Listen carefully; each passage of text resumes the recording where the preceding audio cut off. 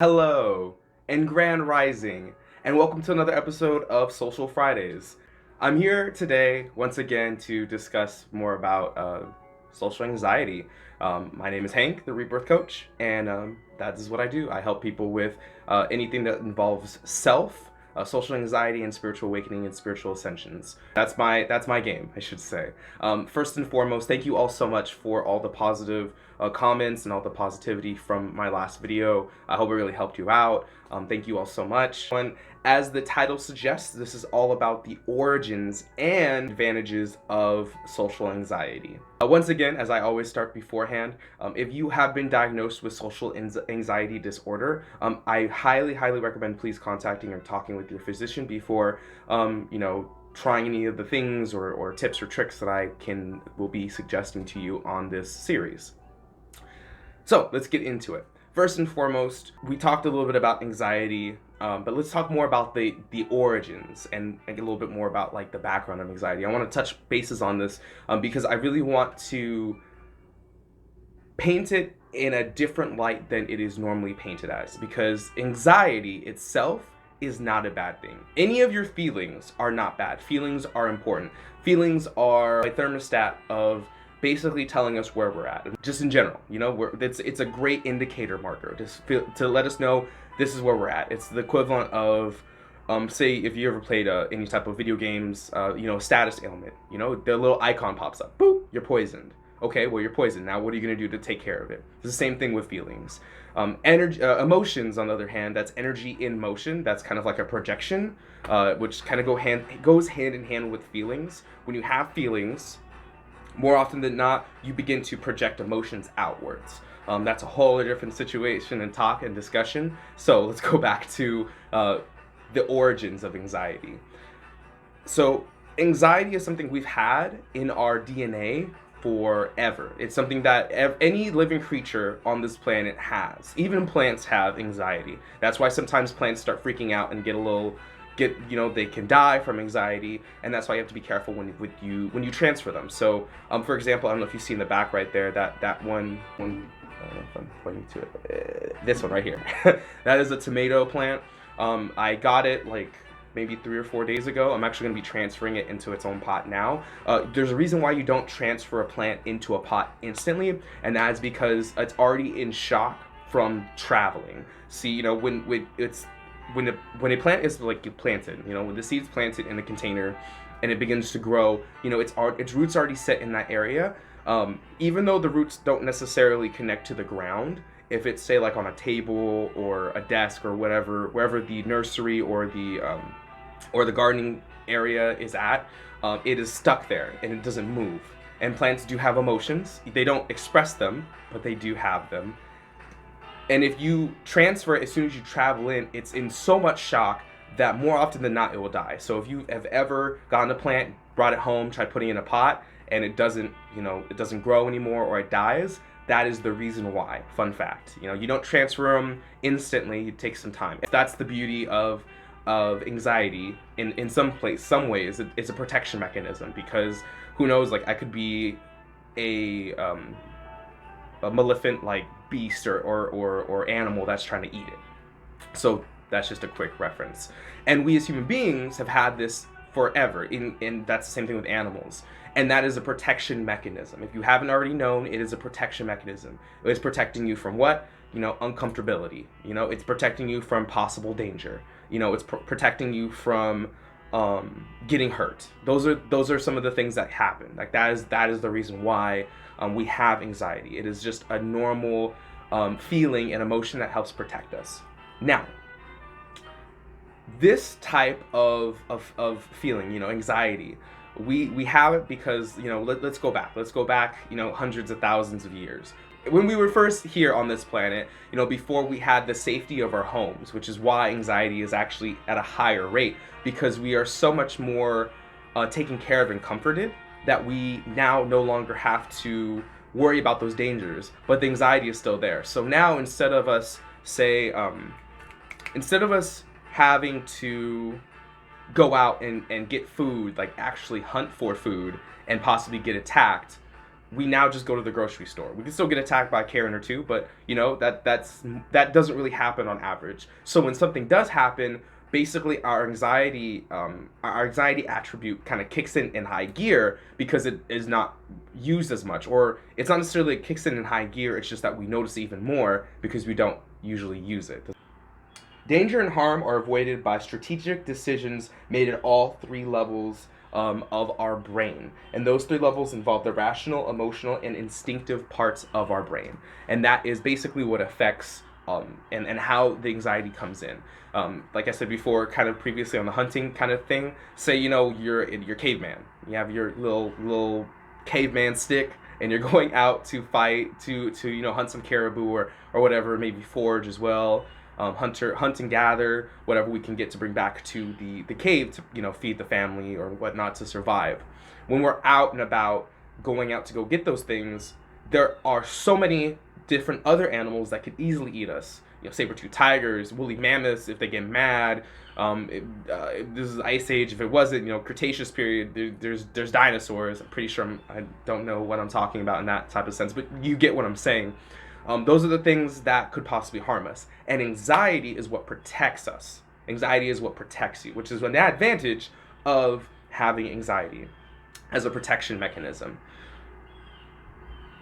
If we say we were to go out, you know, back in that time and day, and we were to try to, I don't know, you know, go and hunt something that was, you know, smaller than us, and we get kind of like caught up, like something comes out after us, like, you know, we hear something in the bushes, our anxiety is going to kick in high gear and say, hey, there's something going on, you heard something, and we're instantly going to go, what was that?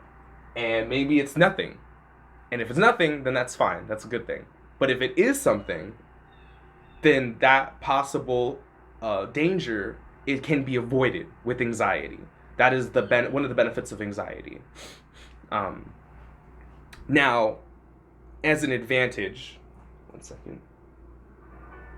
As an advantage, hold on, let me think about that for a little bit. As an advantage in our everyday life, those possibilities don't necessarily it's not necessarily like we could die.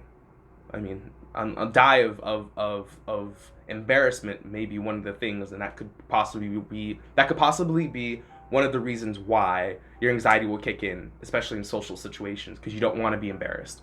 Because being embarrassed is totally uncomfortable, and that is fair. And if, say, like you are in a business situation, you have a business meeting, and you are nervous, and you have anxiety, you have high anxiety of like being out in front of, you know, a board meeting with other people, that anxiety is going to kick in to make sure that you don't say something stupid, you don't do something stupid.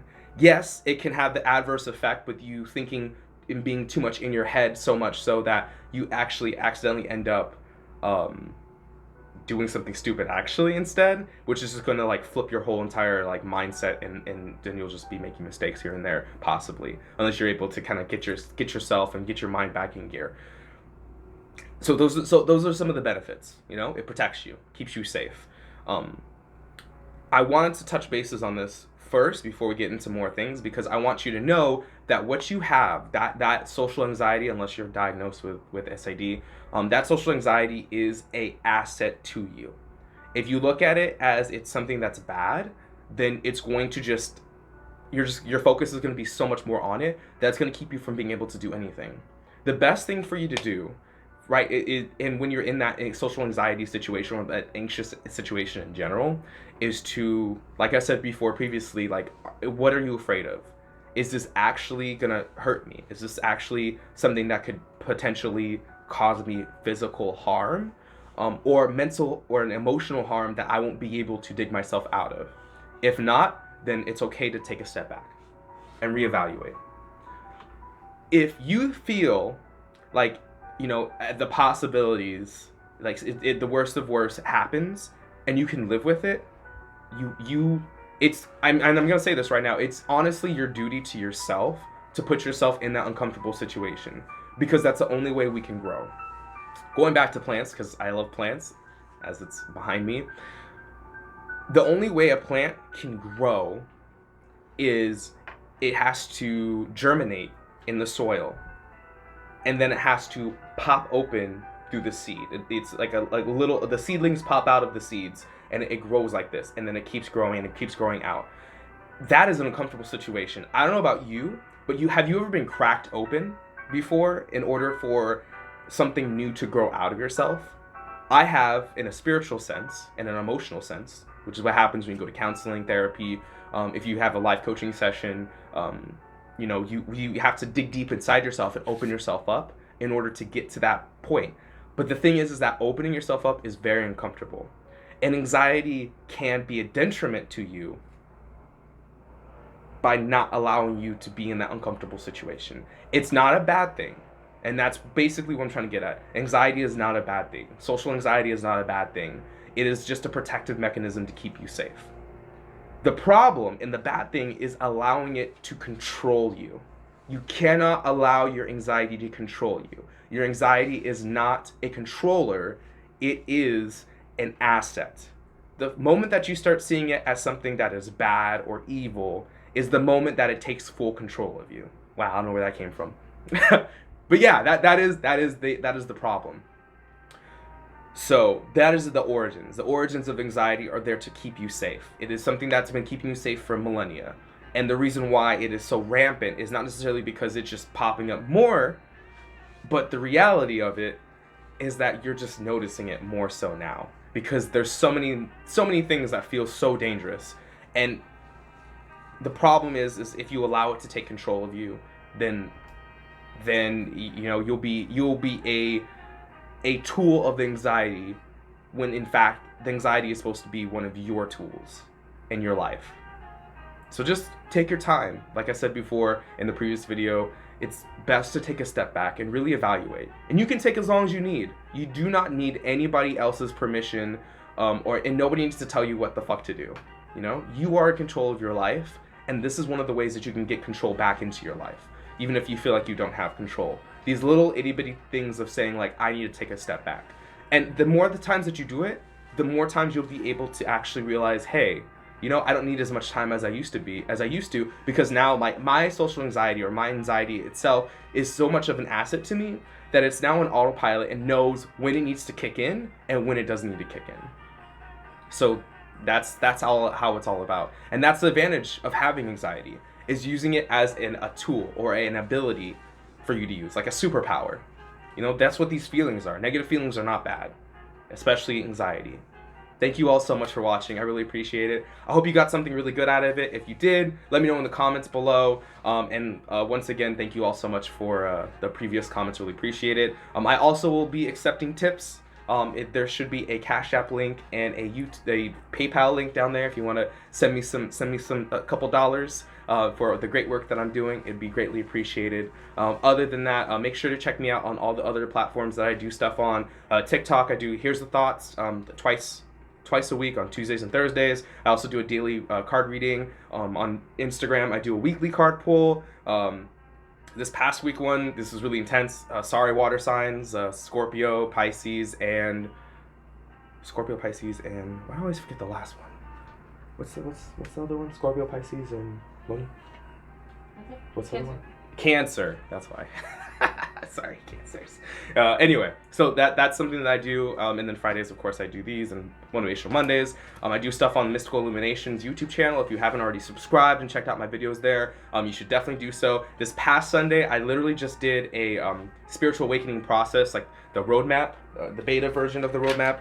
This is something that I've been working on for like 6 months to kind of get like an actual like solid roadmap. Obviously, everyone's a little bit different, but I wanted to give kind of like a good roadmap or an idea like how a spiritual awakening process kind of looks like, and some things that can be kind of like challenges and hiccups that could possibly get you stuck in life. And that's one of the reasons why everyone that's called to have a spiritual awakening has to go through the full process, or else they get stuck. And that's why I'm here as well as a life coach. Other than that, thank you all so much, and have a wonderful rest of your day, or I should say rest of your weekend. And happy Father's Day to all the fathers. Take care.